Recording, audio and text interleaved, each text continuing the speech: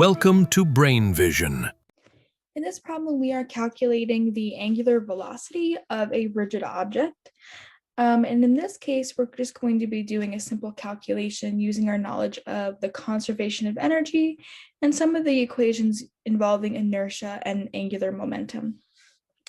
Now, to start this problem, this is just a simple drawing of the figure in your textbook, because that's going to give us some of the angles that we're going to need to calculate our angular velocity.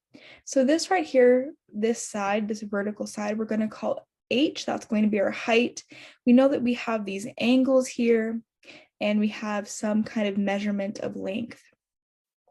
So the first thing that we need to know is that because of the law of the conservation of energy, we know that our initial energy is equal to our final energy. We can't change it, we can't destroy it, it is conserved. We also know that mgh equals 1/2 I omega squared. So this is involving our mass, our gravity, our height, our inertia, and our angular velocity, which is what we want.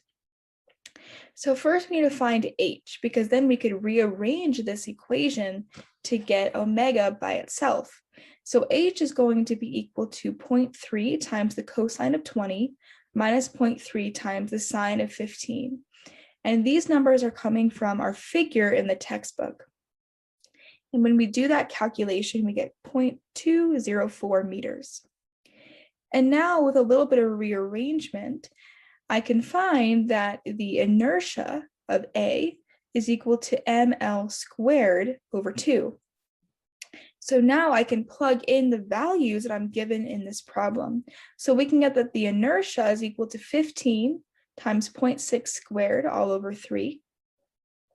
And we'll get 1.8 kilograms per meter squared. So now we can rearrange our original equation to find omega.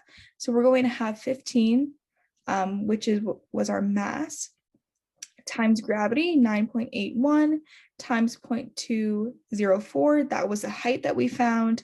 That's going to be equal to 1.8 over 2 times omega squared. So now we do a simple algebraic rearrangement to get omega by itself. We'll get omega squared equals 33.354. So now we take the square root of each side, and we'll get omega, our angular velocity, is 5.775 radians per second. And that is the answer to this problem. If you have any questions, please feel free to comment or post something in the Ask feature. I would be happy to help, and I hope that this applies to your current studies in physics.